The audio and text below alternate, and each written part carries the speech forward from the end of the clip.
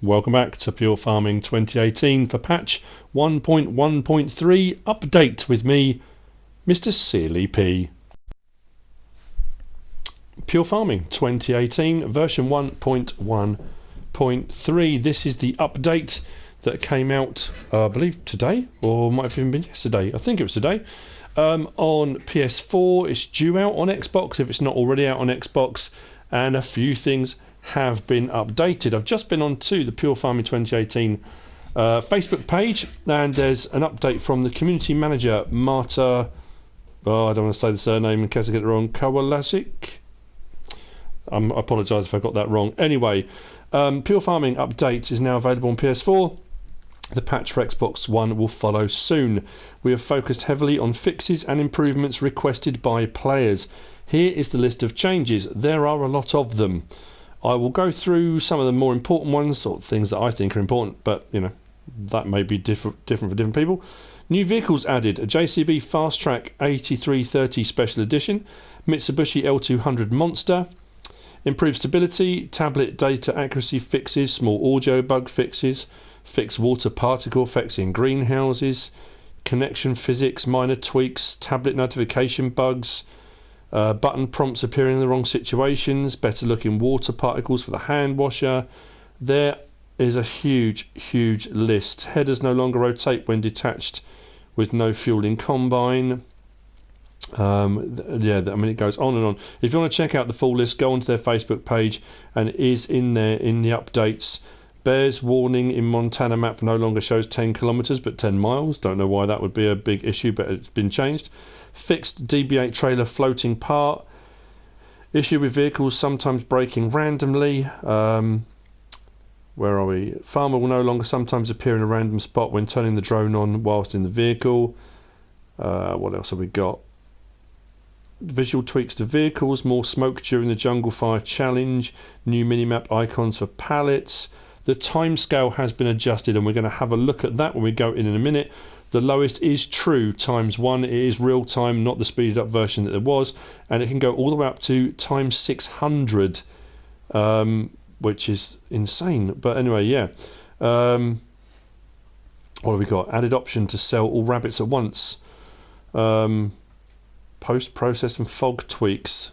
Improvements to AI workers. Front loader controls inverted. Enable workers to turn reflectors on in vehicles. What else have we got? Let's say it goes on and on and on, but we'll go through a few of them in a minute. Improved how pedestrians walk in Japan. Apparently they were walking funny, but they're not anymore. Change the timer on farming challenges to use the real-time option. That's good, because that was a little bit quick, I'll be honest. Fixed issues where objects would be suspended in the air on the Germany map. What else? JCB Fast Track 4220 maximum speed has been increased to 70 kilometers an hour. Dashboard lights to vehicles. Option to change the fuel consumption rate has been changed. Increased capacity of potato storage. There is a lot going on, and it's all good. What I like about that is the fact that they're actually paying attention to the customer, to the players, and they're looking at what can be changed, and that is brilliant. It means they're trying to grow, they're trying to learn, and they're trying to make the game better, and that's all people have been asking for, I think. Even people that have been slightly disappointed, the few little niggly things. My niggle for me was the time. Real time wasn't real time. That was the only thing really that irritated me, and it was a minor irritation. So if we go across now to options, and I go down to gameplay and go across here, if we go down to fuel consumption, you can have it on 1:1 normal fuel consumption, half the capacity, quarter of the capacity, eighth of the capacity. I think that's what that means. So it reduces the amount of fuel you're using. I did find that the fuel was dropping rapidly before, so you can adjust that, which is really good. The actual gameplay itself, I don't think anything's changed on sound, video. Again, and there may be things I miss, and if I miss things, I do apologise. There's been quite a few changes in this update, and it's making sure you trying to remember all of them, if not the important ones, and like I say, the ones that you think are important. So what we're going to do then, so that's the fuel consumption. That's changed. That's good. If we go into free farming, and this is what's great about fuel the free farming mode now. If I go on to new game, the other thing that's changed, your start balance. Free farming, wondrous. 25,000, 50,000, 100,000, 150, 200. That was the maximum.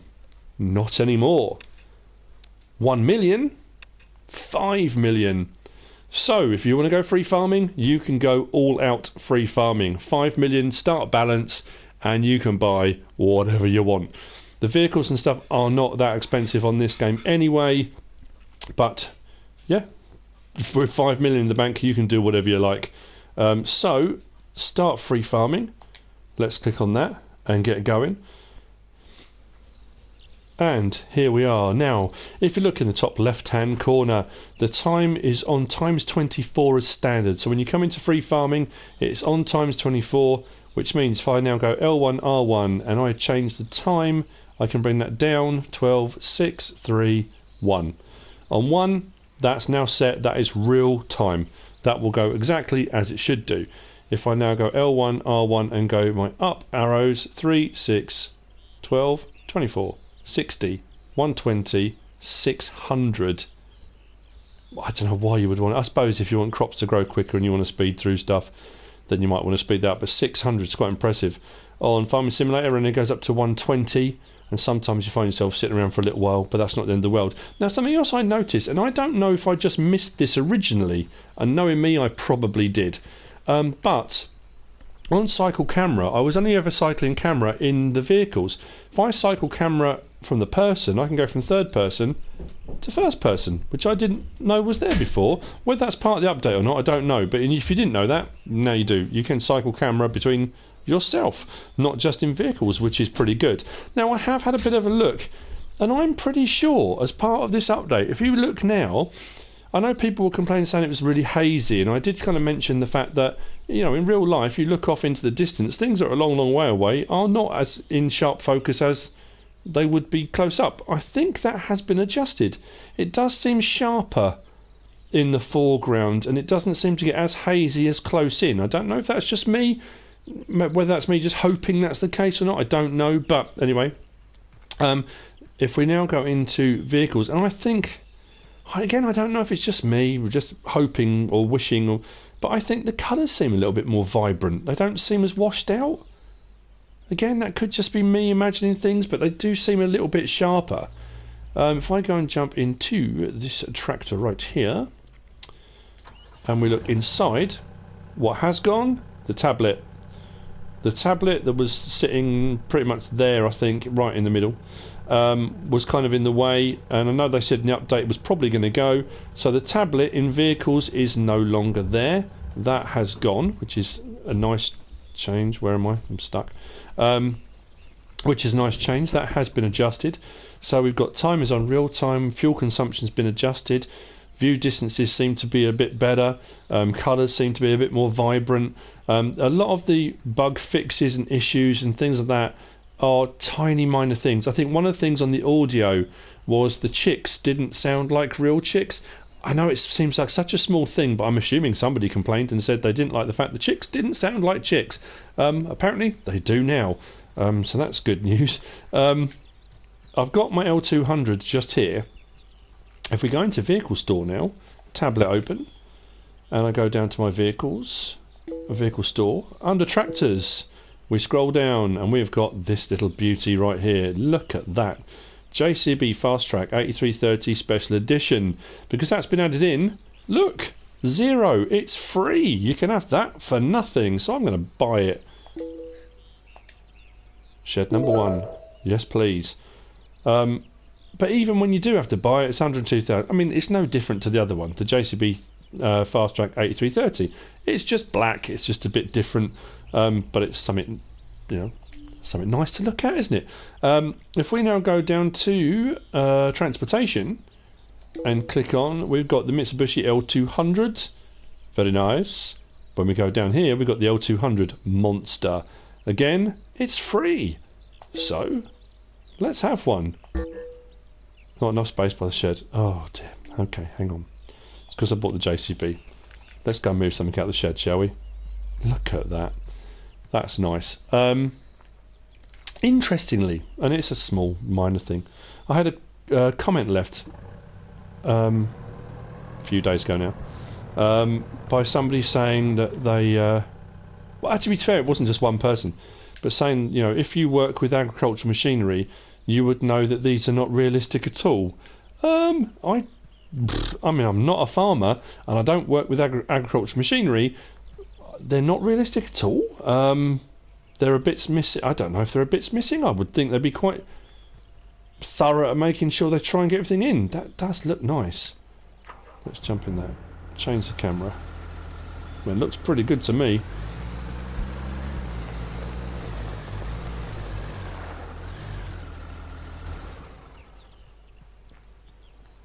I mean, look at that. That's rather nice. I'm liking it. I'm liking it. Right, so the other one we're going to look at. Transportation. There we go. The monster. I have one minor niggle with this, and I'll say it in a minute, but let's get this out into the open as well. Sounds nice. This is jacked up on the suspension, which is very, very cool. Different wheels, I believe. It's got an LED light bar. It's got the bonnet cover, bar and winch. Does it have a bar and winch? Let's just double check. I don't want to be saying things it's got, but the other one has as well anyway. But oh, the other one has got a bar, but it hasn't got a winch on it. Yeah, wheels are different. It's got a bar on the back section, LED light bar. Is it Auxbeam? I think Auxbeam might be the company they do these LED light bars. And that brings me to my minor issue. It's a small little gripe. That does look nice though, doesn't it? I think the one small thing which I think is a little bit... You've got different L200s. It would be better, I think personally, if you had one, but then you can choose your colour option. Rather than having different coloured ones in the store, wouldn't it just make more sense to have the one vehicle, but then you have the option to change the colours? That kind of, you would think would make sense. I don't know. But anyway, if I do now L1, R1, turn on lights... Lovely. Now, why, oh why, do you put that awesome Auxbeam LED light bar on that bar on the top? Let's change the camera view for me. That lovely light bar there. And it won't turn on. I don't know if on the PC version it does, but on this one, it doesn't. If I get in it again, L1, R1, I can turn lights off or on.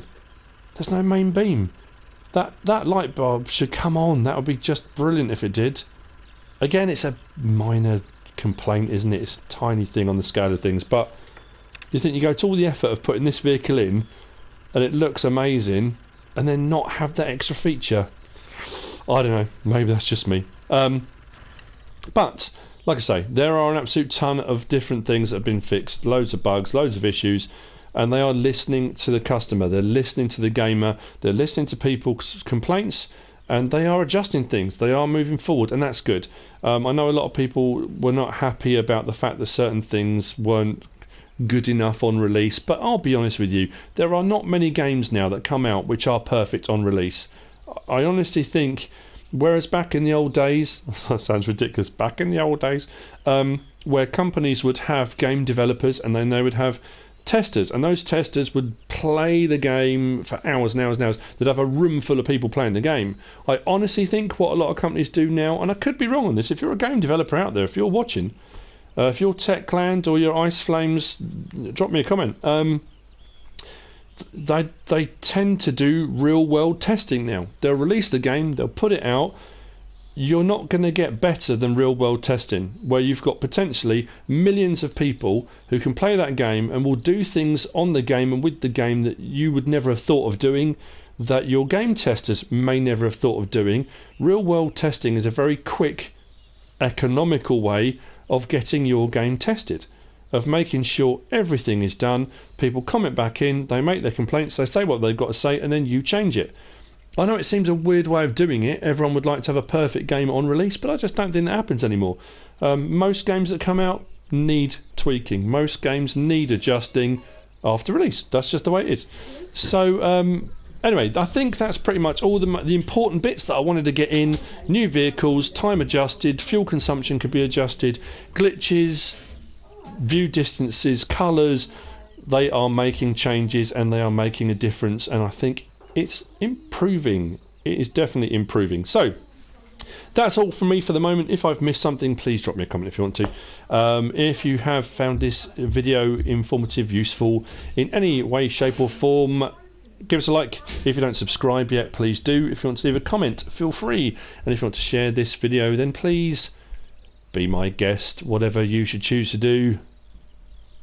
Thanks for watching.